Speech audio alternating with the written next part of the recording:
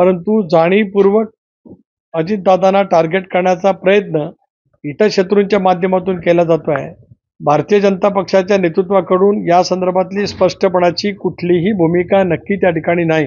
एक तर असं आहे की या लोकसभेच्या निवडणुकीच्या दृष्टिकोनातून देशभरात आणि राज्यभरामध्ये जी काय महत्त्वाची कारणं एनडीए पिछाड्यावरती जाण्यामध्ये झाली, त्याच्यामध्ये संविधानाच्या संदर्भामध्ये केलेला अपप्रचार हा मतदारांच्या मनामध्ये इतका खोलवर रुजला की त्याच्या संदर्भातल्या त्यांच्या मनातली साशंकता दूर करण्यामध्ये आम्हाला सर्व स्तरावरती त्या ठिकाणी अपयश आलं. अल्पसंख्याक समाजामध्ये सुद्धा एक असुरक्षतेची भावना निर्माण करण्याचा नॅरेटिव्ह हा इंडिया आघाडीच्या माध्यमातून आणि राज्यामध्ये महाविकास आघाडीच्या सर्व नेत्यांच्याकडनं खूप केला गेला. त्याच्यात त्यांना यश त्या ठिकाणी मिळालं. आता आपण जे सांगतायत ते नेमका कुणी अहवाल दिलाय, काय अहवाल दिलाय, त्याच्या तपशिलामध्ये ज्यावेळेला आम्ही जाऊ किंवा भारतीय जनता पक्ष, राष्ट्रवादी काँग्रेस पक्ष आणि शिवसेनेचे राज्यस्तरीय नेते एकत्रितपणे बसू, त्यावेळेला वेगवेगळ्या लोकसभा मतदारसंघातली स्थिती सुद्धा जाणून घेऊ. आता आपण म्हणालास तर म्हाडा लोकसभा मतदारसंघामध्ये फलटण विधानसभा मतदारसंघ आहे.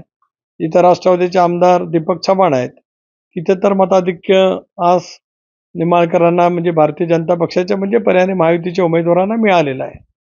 आता ठीक आहे, दिंडोरी लोकसभा मतदारसंघामध्ये असेल, तसं पाहिलं तर मग बीड लोकसभा मतदारसंघामध्ये आज राष्ट्रवादी काँग्रेस पक्षाचे आमदार आहेत, त्या ठिकाणी मताधिक्य मिळालेलं आहे.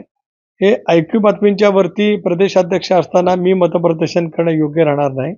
आम्ही 48 लोकसभा मतदारसंघात सिंहावलोकन नक्कीच करू. कारण आज भारतीय जनता पक्षाचे जवळपास 115 आमदार आहेत, 105 कमळ चिन्हावरती, अधिक 10 अपक्ष निवडून आलेले आहेत.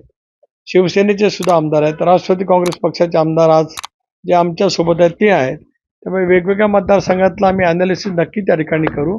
परंतु जाणीवपूर्वक अजितदादांना टार्गेट करण्याचा प्रयत्न हितशत्रूंच्या माध्यमातून केला जातो आहे. भारतीय जनता पक्षाच्या नेतृत्वाकडून या संदर्भातली स्पष्टपणाची कुठलीही भूमिका नक्की त्या ठिकाणी नाही. या उलट एनडीएच्या बैठकीला ज्याला आम्ही दिल्लीला होतो, एनडीएच्या लोकसभा आणि राज्यसभेच्या खासदारांची बैठक झाली त्यावेळेला दिल्लीला होतो. त्यावेळेला दिल्लीतील शीर्षस्थ नेतृत्वाच्या जवळ झालेली चर्चा असेल, राज्यांतील नेते म्हणजे मुख्यमंत्री एकनाथराव शिंदे, देवेंद्रजी, अजितदादा यांच्या समिती ज्यावेळेला माझी चर्चा झाली, त्यावेळेला अशा पद्धतीची कुठेही चर्चा आम्ही त्या ठिकाणी म्हणजे आली नाही चर्चेमध्ये.